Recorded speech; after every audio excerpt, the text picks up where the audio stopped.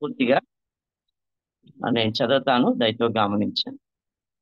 ఆ మత్స్యపు కడుపులో నుండి యోనా యెహోవాను ఇలాగున ప్రార్థించాను. నేను ఉపద్రవములో ఉండి యెహోవాకు మనవి చేయగా ఆయన నాకు ప్రత్యుత్తరం ఇచ్చాను. పాతాళ గర్భములో నుండి నేను కేకలు వేయగా నీవు నా ప్రార్థన అంగీకరించి ఉన్నావు. నీవు నన్ను అగాధమైన సముద్ర గర్భములో పడవేసి ఉన్నావు. ప్రవాహములు నన్ను చుట్టుకుని ఉన్నవి. నీ తరంగములను, నీ కరులను నన్ను కప్పుకుని ఉన్నవి. నీ సన్నిధిలో నుండి నేను వెలివేయబడినను. నీ పరిశుద్ధాలయము తట్టు మరలా చూసేదని అనుకుంటుని. ప్రాణాంతం వచ్చినంతగా జలములు నన్ను చుట్టుకుని ఉన్నవి. సముద్రగాధము నన్ను ఆవరించి ఉన్నది. సముద్రపు నాచు నా తల చుట్టుకొని ఉన్నది. నేను మరన్నిటికీ ఎక్కి రాకుండా భూమి గడియలు వేయబడి ఉన్నవి. పర్వతములు పునాదులలోనికి నేను దిగి ఉన్నాను. ఆ దేవా యెహోవా, నీవు నా ప్రాణము కోపములో నుండి పైకి రప్పించి ఉన్నావు. కోపములో నుండి నా ప్రాణము నాలో మూర్ఛలుగా నేను యెహోవాను జ్ఞాపకం చేస్తున్నాను. నీ పరిశుద్ధాలయంలోనికి నీ యొద్దకు నా మనవి వచ్చెను.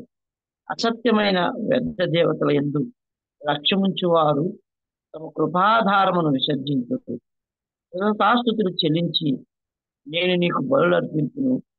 నేను మొక్కుకున్న మొక్కుబడులను చెల్లింపక మానను. యెహోవా యొద్దనే రక్షణ దొరుకునని ప్రార్థించాను. అంతలో యెహోవా మత్స్యమునకు ఆజ్ఞేయగా అది యోనాను నేల మీద పెట్టెను. మనం మొదటి అధ్యాయంలో ప్రారంభంగా మనం నేర్చుకున్నటువంటి అనేక పాఠాలు మనం ఒక్కసారి నెమరు వేసుకున్నట్లయితే అవిధేయుడైనటువంటి ప్రవక్త ఎక్కడి నుంచి ప్రారంభించాడో, దేవుడు ఏ విధంగా ఆ యోనాకు ఆజ్ఞ ఇచ్చాడో, అలాగే దేవుడు పొమ్మన్నటువంటి నినివే పట్టణానికి వెళ్లకుండా యోనా ఏ విధంగా శిష్యుడికి ఓడనెక్కాడో, దాని ద్వారా దేవుడు ఆ యొక్క ఓడ మీదకి గొప్ప తుఫాను రప్పించాడు. అంత మాత్రమే కాకుండా నావికులు యోనాను ప్రశ్నించారు. అంత ఆ తర్వాత యోనా నేను నమ్మినటువంటి దేవుడు ఎలాంటి వాడో అని చెప్తూ వచ్చాడు. నేను హెబ్రీయుడను, భూమి ఆకాశాలను సృజించినటువంటి దేవునికి భయపడేవాడిని అని చెప్పాడు. కానీ ఆ యొక్క దేవుడు గొప్పతనం చెప్తున్నాడు, తను ఎక్కడి నుంచి వచ్చాడో చెప్పాడు. అయితే అతడు చేయాల్సినటువంటి పని మాత్రం చేయలేదని వచ్చాను. ఆ సందర్భంగా దేవుడు ఆ ఓడ మీదకి గొప్ప తుఫాను రేపినప్పుడు ఆ తుఫాను ద్వారా ఆ ఓడలో ఉన్నటువంటి వారందరూ తలకిందులవుతూ వచ్చారు. ఎందుకంటే నావికులు కానివ్వండి, నాయకుడు కానివ్వండి, అంతవరకు ఎన్నోసార్లు ప్రయాణం చేశారు. కానీ ఇప్పుడు వచ్చేటువంటి తుఫాను చాలా విభిచాన్ని సృష్టించింది. ఓడలో ఉన్న సరుకులన్నీ కూడా పారవేస్తూ వచ్చారు. అయినప్పటికీ కూడా తుఫాను మిగలేదు. అప్పుడు వారు తమ తమ దేవతలకు ప్రార్థన చేస్తూ వచ్చారని మనం చూస్తూ వచ్చాం. అంత మాత్రమే కాకుండా ఆ నావిక యజమానుడు మనం చూసినట్లయితే ప్రతి ఆ రూమ్కి వెళ్ళి లేకపోతే గదికి వెళ్ళి ఎవరెవరు ఏ ఏ దేవుడికి ప్రార్థన చేస్తున్నాడో అని ఎంక్వైరీ చేస్తూ విచారణ చేస్తూ వచ్చినప్పుడు ఈ యోనా మాత్రం నిమ్మలంగా నిద్రపోతున్నాడని మనం చూసాం. కనుక అతన్ని లేపి అడిగినప్పుడు వారు భయపడ్డారు. కనుక నేను నిన్ను ఏం చేయాలన్నప్పుడు నన్ను వెతివేయండి, ఈ యొక్క తుఫాను నా వల్లే కలిగిందని యోనా చెప్పినప్పుడు అప్పుడు అతని వెతివేయగా మత్స్యము ఏ విధంగా సిద్ధంగా ఉందో గత వారం మనం పాఠాలు చూస్తా వచ్చాం. మత్స్యము అనగా దేవుడు ఏ విధంగా చేప ద్వారా చేప మృంగివేయాలని దేవుడు ఆజ్ఞ ఇచ్చాడో పోయిన వారం మనం చూసాం. చేప కడుపులో బ్రతికేటువంటి యోనాను గురించి కూడా చూసాం. దేవుడు ఆజ్ఞగా చేప తన యొక్క ఆ ఆకలి అనుకోకుండా ఏ విధంగా ఆ యోనా ప్రవక్త తన కడుపులోనే 3 రాత్రింబవళ్ళు ఉంచుకొని ఆ దేవుడు కక్కమన్న చోటున వేసిందో మనం చూసాం. దాని గురించి అనేక విషయాలు మనం నేర్చుకుంటూ వచ్చాం. అయితే ఈ దినం యోనా ఎక్కడున్నాడంటే చేప కడుపులో ఉన్నాడు. చేప కడుపులో ఉండి అతడు ప్రార్థన చేస్తున్నాడు అనే మాటలు మనం జ్ఞాపకం చేసుకుంటున్నాం. దేవుడు పొమ్మన్నటువంటి ప్రదేశానికి వెళ్లకుండా వారు బద్ధశత్రువులుగా ఊహించి నెమ్మదిగా వెళ్ళాలనుకున్నటువంటి యోనాకి దేవుడు ఏ విధంగా పరీక్ష పెట్టాడో మనం చూస్తున్నాం. అనగా యోనాని తన దగ్గరకు తీసుకుని వచ్చి దేవుడు కరుణా సంపన్నుడై ఉండడం ద్వారా మరలా తన దగ్గరకు పిలుచుకొని ఆత్మీయ పాఠాలు నేర్పి అతన్ని తన కొరకు ఉపయోగించుకోవాలని దేవుని యొక్క ఉద్దేశమైంది. ఇన్ని తెలిసినటువంటి యోనా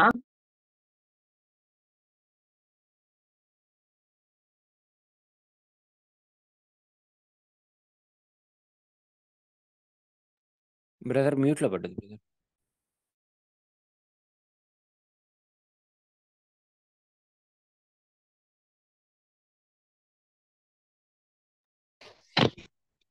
కనుక సరే క్షమించండి, ఫోన్ వచ్చింది. ఆ కనుక మనం చూసినట్లయితే ఆ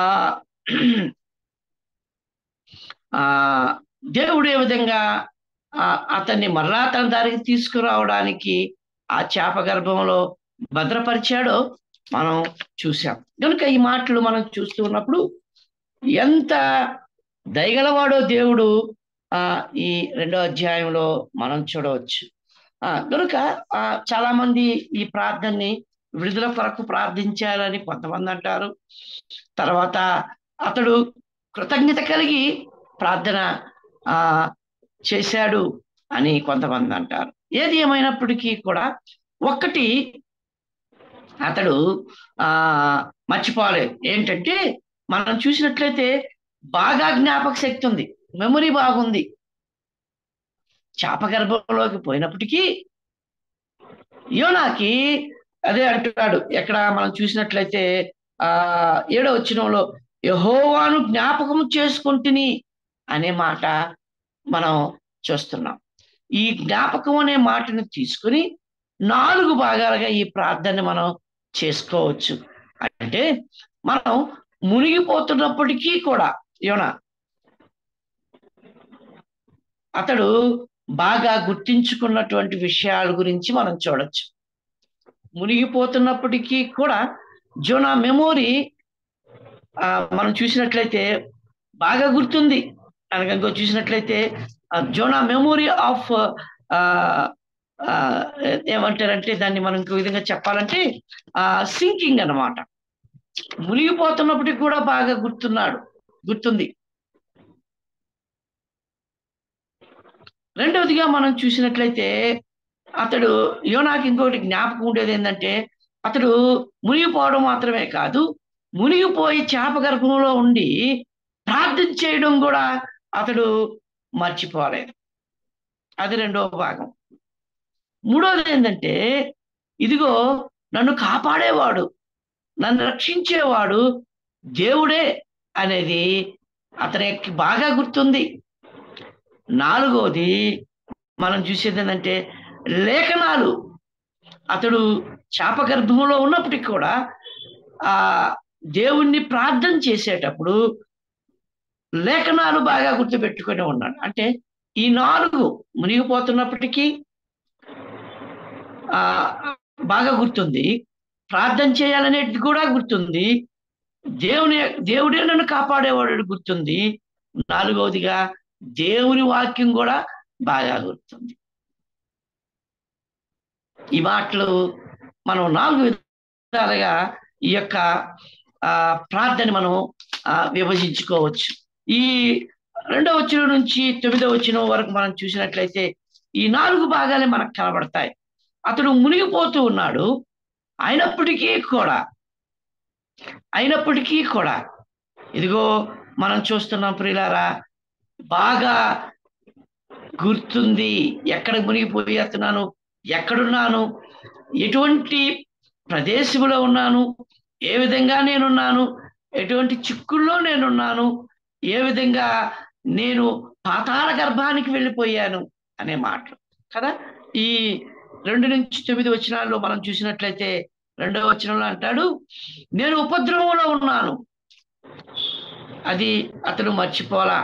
పాతాళ గర్భంలో ఉండి నేను కేకలు వేస్తున్నాను అని అంటున్నాడు మునిగిపోయినటువంటి వ్యక్తి. అంత మాత్రమే కాదు, 3వ వచనంలో అగాధమైన సముద్ర గర్భంలో నన్ను పడవేసి ఉన్నాను, నీవున్నావు అని అంటాడు. ప్రవాహాలు నన్ను చుట్టుకుని ఉన్నాయంటాడు. అంత మాత్రమే కాదు, నీ యొక్క అలలు లేకపోతే నీ తరంగాలు, నీ కరుళ్ళు, ఇవన్నీ కూడా నన్ను కప్పివేసి ఉన్నాయి అంటాడు. వీటితో పాటుగా మనం చూసినట్లయితే నన్ను ఈ యొక్క ఏమంటారంటే సముద్రపు నాచు చుట్టుకుని పోయింది, సముద్ర అగాధములో ఉన్నా నేను, పర్వతాల పునాదుల్లోనికి దిగిపోయాను. ఈ మాటలన్నీ మనం చూసినప్పుడు ఎంత బాగా అతనికి ఆ మెమొరీ పనిచేస్తుందో అనేది మనం చూస్తున్నాం, జ్ఞాపక శక్తి ఉందో అనే మాటలు మనం చూస్తున్నాం. అనగా ఇప్పుడు వాస్తవంగా అతడు చనిపోయింటి ఇవన్నీ ఏం గుర్తుండేవి కాదు, కానీ దేవుని యొక్క పని నిమిత్తము చేప గర్భంలో భద్రం చేయబడ్డప్పుడు అతడికి ఎక్కడున్నాను, ఎటువంటి పరిస్థితుల్లో ఉన్నాను, ఇప్పుడు నేనేం చేయాలి అనేది బాగా గుర్తుంది. ప్రియులారా, మనం కూడా ఒకసారి జ్ఞాపకం చేసుకున్నప్పుడు, బాగున్నప్పుడు ప్రార్థన చేయడం మంచిదే. అదే సమయంలో మనం బలహీనతలు కలిగి వ్యతిరేకంగా దేవునికి దూరమైనప్పుడు, అంత మాత్రమే కాదు, దేవునికి దూరంగా వెళ్ళినప్పుడు మనం చేసేటువంటి ప్రార్థన, ఇదిగో మన గతకాలము గుర్తొచ్చినప్పుడు మనం ఎంతగా దేవుని జ్ఞాపకం చేసుకుంటామో మనకు బాగా తెలుసు. అదే సమయంలో ఇదిగో ఇంతకు ముందు దేవుడే విధంగా నన్ను కాపాడాడు, నేను రక్షించిన కాలం నుంచి దేవుడే విధంగా నన్ను కాపాడుతూ వచ్చాడో అది బాగా మనం గుర్తుపెట్టుకుని ఉంటాం. కనుక మనం రక్షింపబడిన నాటి నుండి, దేవుడు మనల్ని ప్రత్యేకపరుచుకున్న నాటి నుండి అనేకమైనటువంటి అపాయాల నుంచి, అనేకమైన ప్రమాదాల నుంచి, అనేకమైనటువంటి శోధనల నుంచి, అనేకమైన తప్పిదాల నుంచి దేవుడు ఏ విధంగా కాపాడుతూ వచ్చాడో ఒక్కసారి మనం జ్ఞాపకం చేసుకున్నప్పుడు అవన్నీ గుర్తుండే ఉంటాయి. కనుక ఈ మాటలు మనం జ్ఞాపకం చేసుకున్నప్పుడు, ఇదిగో ఫలానా పరిస్థితిలో ఉన్నాను నేను, ఆ సమయంలో నన్ను కాపాడావు అని మనం గుర్తు చేసుకుని దేవుని ఎంతగానో స్తుతిస్తాం, కృతజ్ఞతాస్తుతులు చెల్లిస్తాం. కనుక అదే విధంగా ఇక్కడ మనం యోనా యొక్క జీవితంలో మనం చూస్తున్నాం. ఓడలో నుంచి పడవేయబడినటువంటి యోనా చేప గర్భంలో ఉండి దేవునికి ఏ విధంగా ప్రార్థన చేస్తున్నాడో, తన చుట్టూ ఉన్నటువంటి పరిస్థితులు ఎంత భయంకరంగా ఉన్నాయో, అతడు ఏమి చేయలేనటువంటి పరిస్థితులుగా ఉంటూ ఉన్నాయో జ్ఞాపకానికి తెచ్చుకుంటూ ఉన్నాడు. అది తన అవిధేయతను బట్టే కలిగిందని అతడు ఒప్పుకోవటం లేదు, కానీ కొంత సమయం తీసుకొని ఇదిగో చుట్టూ ఉన్నటువంటి ఆ పరిస్థితిని అవగాహన చేసుకుని ప్రార్థించేటువంటి యోనాగా ఉంటూ ఉన్నాడు. అట్లయితే ఆ ప్రార్థన గురించి మనం చూసినప్పుడు పౌలు యొక్క శ్రమల్లో కూడా ఏ విధంగా ప్రార్థన చేశాడో, ఎందునిమిత్తం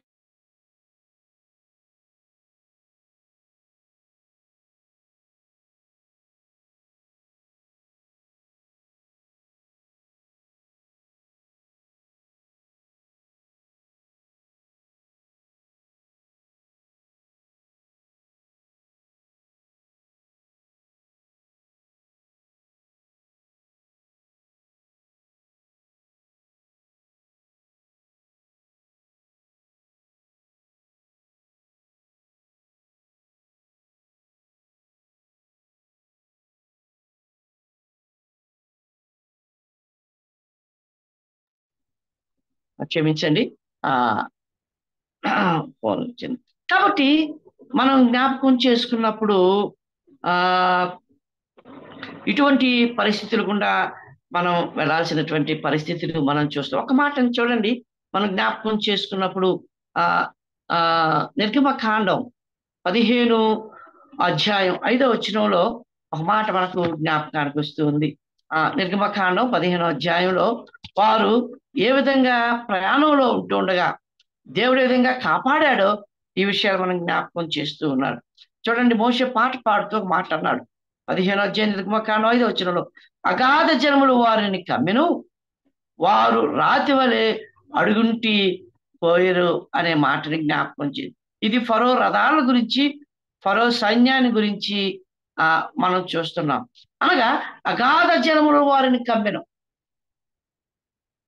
అగాధ జలములు కమ్మినప్పుడు అగాధ జలముల్లో అవి ఉంటూ ఉండగా యోనా ఉంటూ ఉండగా దేవుడు ఏ విధంగా కాపాడాడో ఇదిగో ఈ అధ్యాయంలో మనం చూస్తా ఉన్నాం. మన ప్రభు అయిన యేసు క్రీస్తుని ఒకసారి జ్ఞాపకం చేసుకున్నాం. ఇదిగో 69వ కీర్తనలో కానివ్వండి, అనేకమైనటువంటి వచనాల్లో మనం చూసినప్పుడు నా మీద అగాధ జలములు పొర్లి పారుతూ ఉన్నాయి, అలలు పొర్లి పారుతూ ఉన్నాయి అని ఆయన మరణాన్ని గురించి అనేక పర్యాయాలు లేఖనాల్లో, ప్రత్యేకంగా కీర్తనలో మనం చూడొచ్చు.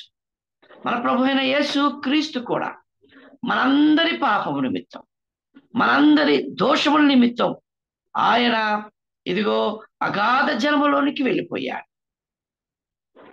దీనికి యోనానే గుర్తన్నమాట. అయితే యోనా ప్రార్థన చేసినట్టు ఆయన చేయలేదు, కానీ యోనా అగాధ జలములోకి వెళ్ళి ప్రార్థన చేశాడు. ఆయన వెళ్ళక ముందే మన ప్రభు ప్రార్థన చేశాడు. ఆయన ఎట్టి మరణము పొందుతాడో అని చెప్పేసి ఆయన ఇదిగో తండ్రికి ప్రార్థన చేస్తూ, తండ్రి నీ చిత్తమైతే నా గిన్నెను తొలగించుము అని చెప్పాడు. ఈ విషయాలు మనం జ్ఞాపకం చేసుకున్నప్పుడు నిజంగా మన ప్రభు మన నిమిత్తము ఆయన ఎంత వేదన పొందాడో, సముద్ర గర్భంలో ఏ విధంగా యోనా ఉన్నాడు, దానికన్నా మరెక్కువగా ఆయన భూగర్భంలో ఉన్నాడనే మాటలు మనం జ్ఞాపకానికి వస్తూ ఉన్నాయి. రెండవదిగా మనం చూసినప్పుడు ప్రార్థన చేయడం మాత్రం మర్చిపోలేదు యోనా కదా అండి. మనం చూసినట్లయితే 7వ వచనంలో కానివ్వండి, 4వ వచనంలో కానివ్వండి, మనం జ్ఞాపకానికి వచ్చినప్పుడు ఇదిగో 4వ వచనం అంటున్నాడు, నీ సన్నిధిలో నుండి నేను వెలివేయబడ్డాను. అనగా దేవుడే చెప్పాడు కదా. మొదటి అధ్యాయంలో మనం జ్ఞాపకం చేసుకున్నప్పుడు 3వ వచనంలో యెహోవా సన్నిధిలో నుండి అతడు పారిపోవాలని యోనా అనుకున్నాడు. ఇప్పుడు గుర్తొచ్చింది యోనాకి, నీ సన్నిధిలో నుండి నన్ను ఏం చేసావు, నువ్వు వెలివేసి ఉన్నావు అంటున్నాడు. 7వ వచనంలో మనం జ్ఞాపకం చేసుకున్నప్పుడు, కోపంలోని నా ప్రాణము నాలో మూర్ఛిల్లగా నేను నీ యొద్దకు నా మనవి తీసుకొస్తిని అని అంటూ. కనుక ఇక్కడ మనం చూసినట్లయితే అతడు చేప గర్భంలో ఉన్నప్పటికీ ప్రార్థన చేయకుండా ఉండకుండా ఊరికే లేడు ప్రియులారా. అక్కడికి వెళ్ళి దేవుని జ్ఞాపకం చేసుకున్నాడు. అంటే అనేక పర్యాయాలు ఇంతకు ముందు అతడు అనేక పర్యాలు దేవుణ్ణి ప్రార్థన చేసి ఉండొచ్చు, మొరపెట్టి ఉండొచ్చు. ఇది ప్రత్యేకమైన ప్రార్థన యోనా జీవితంలో. చేప గర్భంలో నుండి అతడు ప్రార్థన చేస్తూ ఉన్నాడు. అంత మాత్రమే కాదు ప్రియులారా, రెండోది అంటున్నాడు 4వ వచనంలో కానివ్వండి, 7వ వచనంలో కానివ్వండి, నీ పరిశుద్ధాలయము తట్టు మరలా చూసేదననుకుంటుని అని అంటాడు. 7వ వచనంలో కూడా నీ పరిశుద్ధాలయంలోనికి నీ యొద్దకు నా మనవి వచ్చెను అని అంటున్నాడు. ఇది పాత నిబంధన భక్తుల్లో ఉన్నటువంటి ప్రత్యేకమైనటువంటి ఆ యొక్క లేఖన భాగం యొక్క అంశమై ఉంటుంది. వారు పరిశుద్ధాలయము తట్టు చూసి చెరలో ఉన్నప్పటికీ, లేకపోతే వేరే ప్రదేశంలో ఉన్నప్పటికీ ఆ ఆలయము తట్టు చూసి వారు ప్రార్థన చేసినట్లయితే వారి యొక్క ప్రార్థన వినాలని ఇదిగో అంతకుముందే సొలొమోను ఒక పర్యాయం వారికి జ్ఞాపకం చేశారు. దినవృత్తాంతాలు మొదటి గ్రంథంలో 17వ అధ్యాయంలో కూడా నీ ఆలయము చుట్టూ తిరిగి చూసి ప్రార్థన చేసినట్లయితే వారి చెరలో ఉన్నప్పటికీ కూడా నీవు వారి ప్రార్థన అంగీకరిస్తావని అన్నా. దానియేలు గురించి మనం జ్ఞాపకం చేసుకున్నప్పుడు బబులోను చెరలో ఉన్నప్పటికీ కూడా తన యొక్క కిటికీలు, ఇదిగో ప్రియులారా, యెరూషలేము తట్టు తీసి ఉండగా అతడు తన గదిలో నుంచి యెరూషలేము వైపు చుట్టూ చూసి అతడు ప్రార్థించేవాడుగా. అనగా యెరూషలేము తట్టు చూసి వారు ప్రార్థన చేస్తుండగా, పరిశుద్ధాలయం చుట్టూ వారు చూసి వారు ప్రార్థన చేస్తూ ఉండగా దేవుడు వారి మనల్ని ఆలకిస్తారని వారికి నమ్మకం. అయితే ఇప్పుడు ఎక్కడ 2-3 చేరి యేసు క్రీస్తు నామమున ప్రార్థన చేస్తారో వారి మధ్య ఆయన నిశ్చయంగా ఉంటాడు. కానీ ఆ దినాల్లో పాత నిబంధన భక్తులు యెరూషలేము తట్టు తమ యొక్క తలుపులు తీసి ప్రార్థించేవారిగా ఉన్నారు. చూడండి, ఒక మాట మనం జ్ఞాపకం చేసుకున్నప్పుడు ఆ రాజుల మొదటి గ్రంథం 8వ అధ్యాయంలో ఒక మాట మనం చదువుకున్నాం. రాజులు మొదటి గ్రంథం 8వ అధ్యాయం 29-30 వచనాలు నేను చదువుతున్నాను. దయతో గమనించండి. రాజుల మొదటి గ్రంథం 8వ అధ్యాయం 29-30 వచనాలు. నీ దాసుడైన నేను చేయను ప్రార్థన దయతో అంగీకరించున్నట్లు నా నామము అక్కడ ఉండునని ఏ స్థలమును గూర్చి నీవు సెలవిస్తువో ఆ స్థలమైన ఈ మందిరము తట్టు నీ నేత్రములు రేయంబగలు తిరగబడినడు గాక. మరియు నీ దాసుడైన నేను నీ జనులైన ఇశ్రాయేలును ఈ స్థలము తట్టు తిరిగి ప్రార్థన చేయనప్పుడల్లా, ఈ మాట అండర్లైన్ చేసుకోండి, నీ నివాస స్థలమైన కదా, ఈ స్థలము తట్టు తిరిగి ప్రార్థన చేయనప్పుడల్లా నీ నివాస స్థలమైన ఆకాశమందు విని మా విన్నపము అంగీకరించము, వినినప్పుడల్లా మమ్మలను క్షమించు.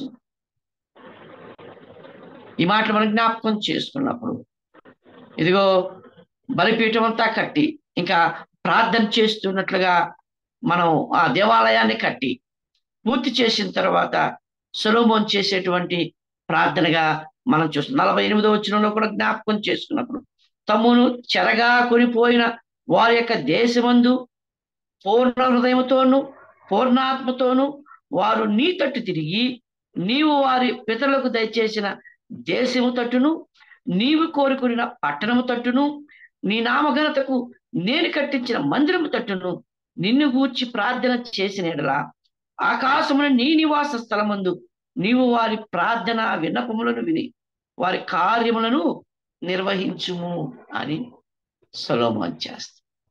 అయ్యా, నేను మందిరం కట్టిస్తున్నాను, అయితే ఇదిగో ఈ మందిరము పాడైపోయిన ఈ మందిరంలో ఉన్నటువంటి లేక తెలుసులో ఉన్నటువంటి వారు చెరలోకి వెళ్ళిపోయినప్పటికీ కూడా వారు ఎక్కడ చెరలో ఉన్నప్పటికీ ఇదిగో దీని వైపు చూసి వారు ప్రార్థన చేసినట్లయితే ఆకాశమందున్నటువంటి దేవా, నీవు నీ నివాస స్థలం నుండి వారి వైపు చూసి వారిని క్షమించి వారిని విడిపించుము అని ఇక్కడ సొలొమోను ప్రార్థన చేస్తాడు.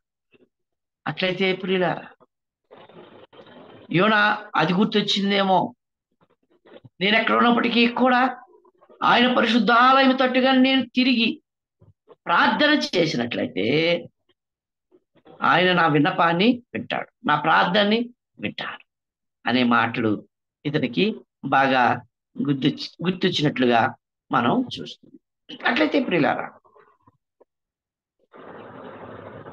మనం ప్రభు సన్నిధికి చేరి వచ్చినప్పుడు లేకపోతే కుటుంబంగా మనం చేరి వచ్చినప్పుడు, సహోదరులుగా ప్రత్యేకంగా ప్రార్థనకు మనం చేరి వచ్చినప్పుడు వారు ఆనాడు యెరూషలేము తట్టు తిరిగి ప్రార్థన చేసేవారు. ఈనాడైతే చేరి వచ్చేటువంటి పరిశుద్ధులు ప్రభునామంలో ప్రార్థన చేస్తే ఆయన వారి మనవి వినేవాడిగా ఉంటాడు. ఇది మనం రెండవ మాటగా మనం చూస్తున్నాం. మూడవదిగా మనం చూసినప్పుడు యెహోవా యొక్క రక్షణ ఆయన దగ్గరే ఉంటుంది అనేది గుర్తు చేసుకున్నారు కదా. ఇదిగో మనం 8-9 వచనాల్లో మనం చూసినట్లయితే, ఈ అసత్యమైన వ్యర్థ దేవతల తట్టు లక్ష్యం ఉంచేవారు తమ కృపాధారమును విసర్జించారు అనే మాటని చెప్తున్నాడు.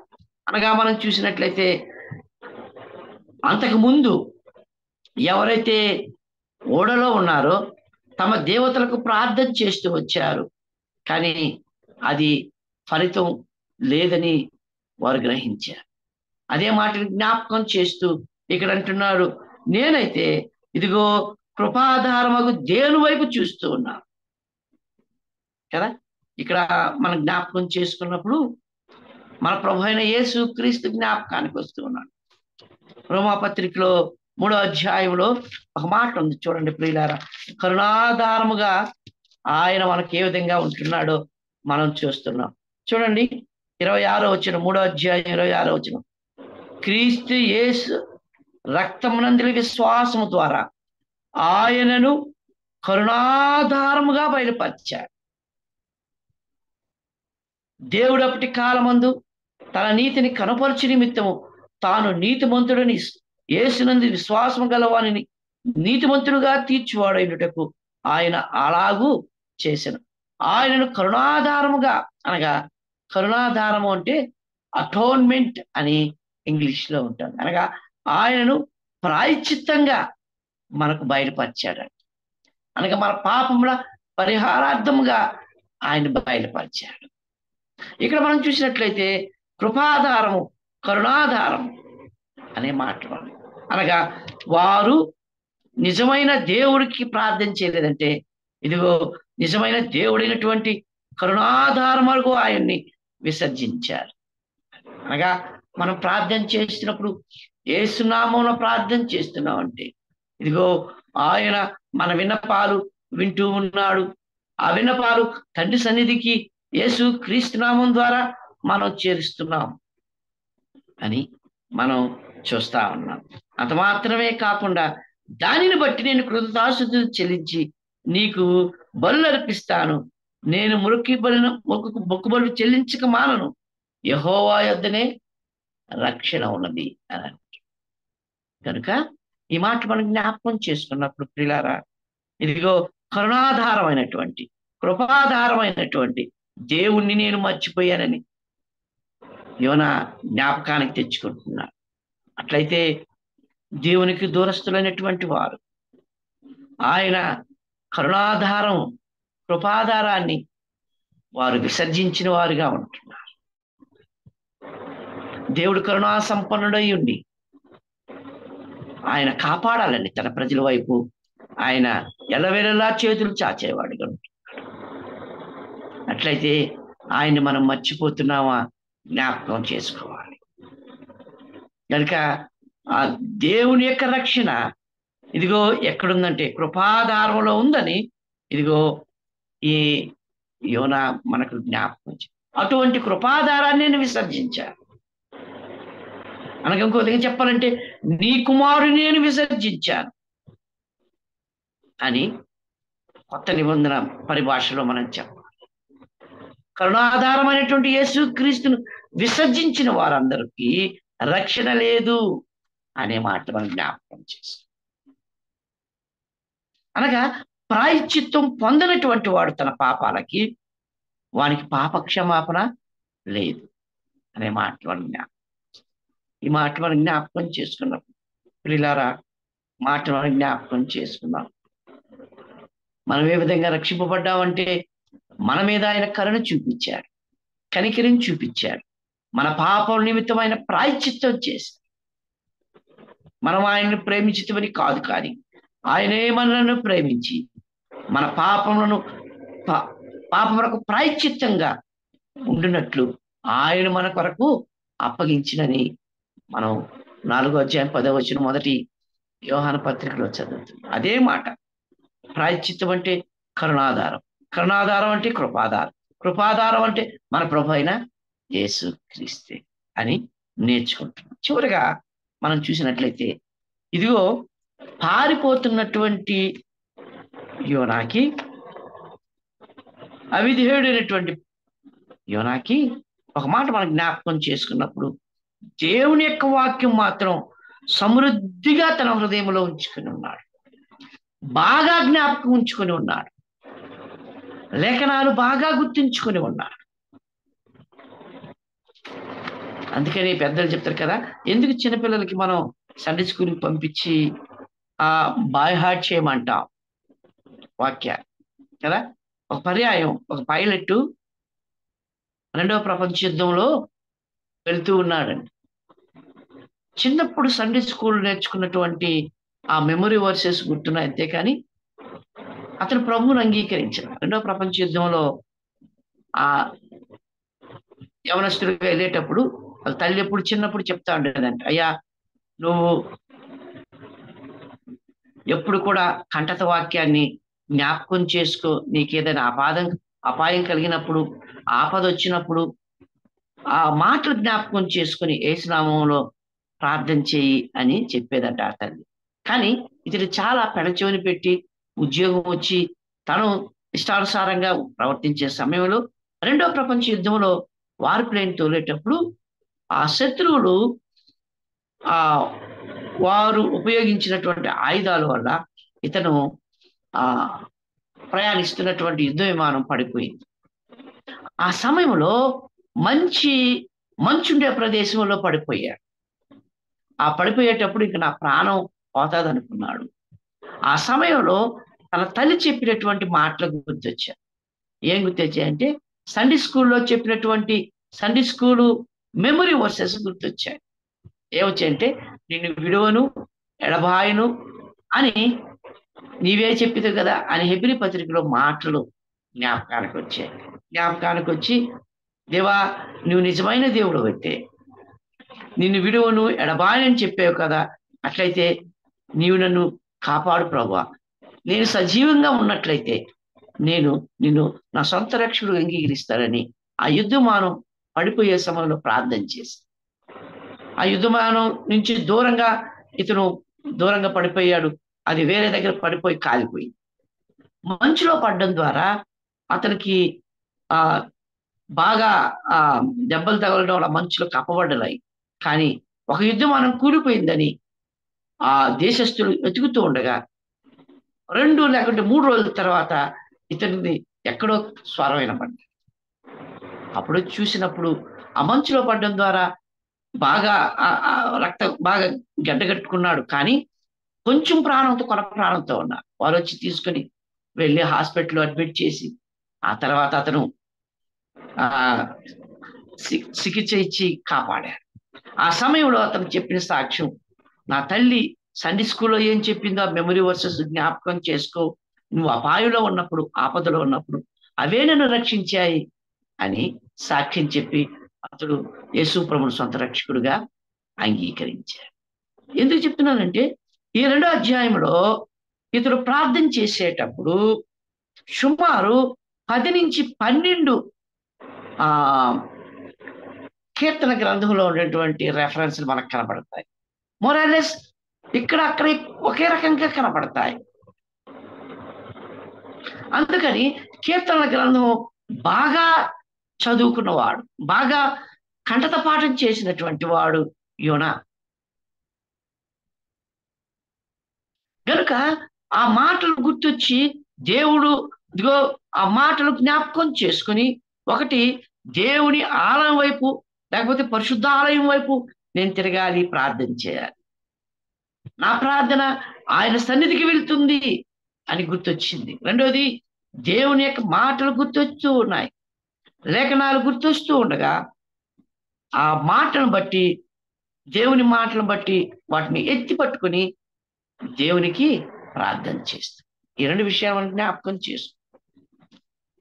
మనం ప్రార్థన చేసేటప్పుడు అందుకనే కదా ఎమ్మాయి గ్రామానికి పరిగెత్తున్నటువంటి లేకపోతే వెళ్తున్నటువంటి ఆ భార్యాభర్తల విషయంలో ఆయన గురించి మోషే రాసినటువంటి ధర్మశాస్త్రం అందును, కీర్తనల ఎందును, ప్రవక్తల గ్రంథాల ఎందును వివరించి చెప్పాడు.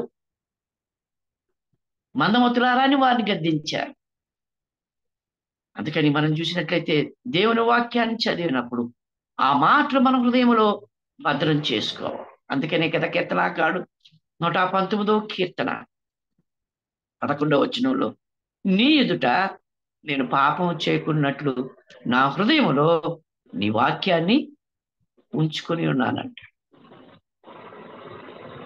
కాబట్టి మనం పాపం చేయకుండా ఉండడానికి ఒక కారణం దేవుని వాక్యం మనలో ఉండడం. ఏది మంచో ఏది చెడో తెలుసుకోవడానికి వాక్యం మనం కంటత పాఠం చేయాలి. లేకపోతే ఆయన మాటలు జ్ఞాపకం ఉంచుకోవడం. ఇది బాగా ఉంచుకున్నటువంటి యోనాని మనం చూస్తాం. ఒక మాట కొలస్సీ పత్రికలో పౌలు చెప్తూ 16 వచనం చెప్తాడు. 3వ అధ్యాయం కొలస్సీ పత్రిక 3:16 చూడండి, ఒక మాట రాయబడ్డది. కొలస్సీ పత్రిక 3వ అధ్యాయం 16 వచనంలో చివరి భాగం చదువుతున్నారు. మీ హృదయాల్లో దేవుని గూర్చిన గానం చేయొచ్చు, సమస్త విధమైన జ్ఞానంతో క్రీస్తు వాక్యము మీలో సమృద్ధిగా నివసింపనీయుడి. దేవుని వాక్యం మన హృదయంలో నివాసం ఏర్పాటు చేస్తుంది. మన ప్రభు మనకేమై ఉన్నాడు, మన దేవుడు మనకేమై ఉన్నాడు, ఆయన వాక్యము ఏం చెప్తుంది అనేది మన హృదయంలో మనము భద్రం చేసుకుని ఉండాలని మనం చూస్తున్నాం. ఎఫ్సి పత్రిక 6వ అధ్యాయం 13వ వచనంలో కూడా ఆ మాట చెప్తూ ఒక మాట చెప్తాడు కదా. ఆ 18 13వ వచనంలో వారిని ఎదిరించుటకు సమస్తము నెరవేర్చిన వారై నిలువబట్టుకు శక్తిమంతులుగినట్టు దేవుడిచ్చు సర్వాంగ కవచమును ధరించుకునిడి అనే మాటలు చెప్తున్నాడు. అనగా దేవుని వాక్యాన్ని మనము ధరించుకున్న సత్యమును దట్టి నీతిని మహిమకు తొడుక్కొని ఈ మాటలు చెప్తూ మనం శక్తివంతులుగినట్లు ఆయన వాక్యంతో నింపబడాలని ఇక్కడ మనం చూస్తాం. కనుక మన హృదయాల్లో ఆయన వాక్యము నింపుకుని ఉండాలి. అంత మాత్రమే కాదు, 1-2 రెఫరెన్స్లు ఈ కీర్తనలో చెప్పి ఏ విధంగా కోట్ చేశాడో యోనా అనే మాటలు మనం చూడండి. మొదటగా మనం చూసినట్లయితే 18వ అధ్యాయం 4 కీర్తనలోనే, అన్ని కీర్తన గ్రంథంలోనే నేను చెప్పే రెఫరెన్స్లు 18వ అధ్యాయం 4 నుంచి 6 వచనాలు చూసినట్లయితే ఈ మాటలు ఇంచుమించు యోనా చేసిన ప్రార్థనలోనే ఆ మాటలు మనకు కనబడతాయి. చూడండి, 18వ కీర్తన 4వ చరణం నుంచి నేను చదువుతున్నాను. మరణపు ఆశములను చుట్టుకొరగను, భక్తిహీనులు వరద వలె నా మీద పడి బెదిరింపగను, పాతాళపు పాశములను అరికట్టుగను, మరణపు ఉరులను ఆవరింపగను. నా శ్రమలో నేను యెహోవాకును మొరపెడితిని, నా దేవునికి ప్రార్థన చేస్తుంది అంట. 42వ కీర్తనలోనే 7వ వచనంలో కూడా ఒక మాట చూసినట్లయితే యోనా చేసిన ప్రార్థన లాగానే మనం చూస్తున్నాం. 42వ కీర్తన 7వ చరణం, నీ జల ప్రవాహ దారల ధ్వని విని కరుడుని పిలుచుచున్నది, నీ అలలనియు నీ తరంగములనియు నా మీదుగా పొరలి వచ్చి. ఈ మాటలు మనం దీంట్లోనే చూస్తున్నాం. 3వ వచనంలో నీ ప్రవాహాలు నన్ను చుట్టుకున్నాయి, నీ తరంగములు నీ కరులు నన్ను కప్పుకున్నవి అనే మాటలు ఇదిగో ఈ 42వ కీర్తనలో నుంచి ఎత్తి వ్రాస్తున్నట్లుగా మనం చూస్తున్నాం. అంత మాత్రమే కాదు ప్రియులారా, 5వ అధ్యాయం 7వ వచనంలో మనం చూసినట్లయితే కీర్తనలోనే, నేనైతే నీ కృపాతిశయమును బట్టి నీ మందిరములో ప్రవేశించెదను, నీ ఎడల భయభక్తులు కలిగి నీ పరిశుద్ధాలయ దిక్కుని చూసి నమస్కరించను. ఇది ఇంతవరకు ఇప్పుడే చూసాం. 4వ వచనంలో కానీ 7వ వచనంలో కానీ ఇదిగో ఆనాడు సొలొమోను చెప్పినటువంటి మాటలు కీర్తనాకారుడు గుర్తు చేసుకుంటున్నాడు, అలాగే యోనా కూడా గుర్తు చేసుకుంటున్నాడు. చివరిగా మనం చూసినట్లయితే 3వ అధ్యాయం 8వ వచనంలో ఒక మాట ఉంది, రక్షణ యెహోవాదే అని అంటారు. అనగా ఇక్కడ యోనా గ్రంథంలో మనం చూసినట్లయితే యెహోవా యొద్దనే రక్షణ దొరుకును అని ప్రార్థన చేసినటువంటి. ఈ విధంగా అన్ని వచనాలు నేను మీకు చెప్పడం లేదు, కానీ ఈ విధంగా అనేకమైనటువంటి కీర్తనలో ఉన్నటువంటి లేఖనాలు తీసుకుని ప్రార్థన చేసి, అట్లా అని చెప్పేసి మన ప్రార్థన అంతా కూడా వాక్యాన్ని కోట్ చేయడం కాదు, అవసరాన్ని బట్టి మన వాగ్దానాలను స్వతంత్రించుకున్నట్లు దేవుని వాక్యాన్ని ఉపయోగించి మనం ప్రార్థించేవారి. అట్లయితే మన ప్రార్థన ఎలాగా ఉంటుంది. కనుక ఈ 4 విషయాలు మనం జ్ఞాపకం చేస్తున్నాం. యోనా ఎటువంటి గుర్తింపులో ఉన్నాడో మనం చూస్తున్నాం. అనగా అతడు మునిగిపోతున్నప్పటికీ కూడా చుట్టూ ఉన్నటువంటి పరిస్థితుల్ని అర్థం చేసుకున్నవాడుగా మనం చూస్తున్నాం. అతడు చేప కడుపులో ఉన్నప్పటికీ కూడా ప్రార్థన చేయడం మర్చిపోలేదు. అతడు చేప కడుపులో ఉన్నప్పటికీ కూడా అతడు నాకు రక్షణ యెహోవా అని జ్ఞాపకం చేసుకున్నాడు. చేప కడుపులో ఉన్నప్పటికీ కూడా ఈ పరిస్థితులు ఇలాగా నాకెందుకు వచ్చాయి విసిగిపోకుండా దేవుని వాక్యాన్ని జ్ఞాపకం చేసుకుంటాం. అట్లయితే మనకు ఇరుకు ఇబ్బందులు కలిగినప్పుడు మనం ఏ విధంగా ప్రార్థన చేస్తాం? యోనా వలె మన ప్రార్థన ఉంటుందా? యోనా వలె దేవుని ఎద్దరే నాకు రక్షణ ఉంది, కాపుదల ఉంది, భద్రత ఉందని మనం జ్ఞాపకం చేసుకుంటాం. యోనా వలె దేవుని వాక్యాన్ని జ్ఞాపకం చేసుకుంటున్నాం. యోనా వలె మనం ప్రార్థన చేస్తున్నాం. ఈ మాటలు మనం జ్ఞాపకం చేసుకుంటాం. దేవుడు ఆ రీతిగా మనకు సహాయం చేయనట్టు మనం ముందుకి సాగిపోవాలి. దేవుడు ఈ మాటలు ఆశీర్వదించారు. మీకందరికీ నా వందనాలు. చాలా వందనాలు బ్రదర్. వందనాలు. 2వ అధ్యాయంలో నుంచి ఎన్నో శ్రేష్టమైన విషయాలు మనం విన్నాం. మత్స్యం కడుపులో నుంచి యోనా చేసిన ప్రార్థన విజ్ఞాపన మనం చూసాం. అలానే ఉపద్రవంలో యెహోవాకి మనం చేసిన యోనాని కానీ, చుట్టూ ఉన్న పరిస్థితుల్లో కష్టకాలంలో దేవుని ప్రార్థించిన యోనాని జ్ఞాపకం చేసుకున్నాం. అలానే అగాధ జలం లేదా కష్టాలు మన సన్నిధికి వచ్చినప్పుడు, మనల్ని పొర్లుచున్నప్పుడు ఏ రీతిగా దేవునికి మొరపెట్టాలో యోనా తన ప్రార్థన ద్వారా మనకు తెలియజేసిన విధానాన్ని జ్ఞాపకం చేసుకున్నాం. ఆ రీతిగానే మన ప్రభువైన యేసుక్రీస్తుని కూడా మనం చూసాం. సిలువలో దేవునికి మొరపెట్టిన విధానాన్ని ఈ రీతిగా యోనాని కలుపుకొని చూసిన విధానాలను కూడా చూసాం. అలానే పాపం చేయకుండా దేవుని వాక్యాన్ని మనం ఎలాగ ఖడ్గంగా మన చుట్టూ కంచి వేయాలో, మన హృదయంలో దేవుని వాక్యాన్ని ఉంచుకోవాలన్న విషయాలను ఈ యోనా అధ్యాయం 2వ అధ్యాయంలో నుంచి శ్రేష్టమైన విషయాలు మనం చూసాం. అలానే మన జీవితాల్లో కూడా శ్రమలు, కష్టాలు, ఉపద్రవాలు మన సన్నిధికి వచ్చినప్పుడు, మన చుట్టూ ఉన్నప్పుడు దేవుణ్ణి మర్చేవారంగా కాక, ఈ లోకుల్ని ఆశ్రయించేవారు కాక, దేవుని నామంలో మోకరించి దేవుని సన్నిధిలో ప్రార్థన చేసేవారుగా ఉందాం. ఎంతో శ్రేష్టమైన విషయం ప్రార్థన మన జీవితంలో ఎలా ఉండాలన్న విషయాలని కేవలం సంతోషం ఉన్నప్పుడు కాకుండా దుఃఖంలో ఉన్నప్పుడు దేవుని ఎలా జ్ఞాపకం చేసుకోవాలన్న విషయాలను మనం చూసాం.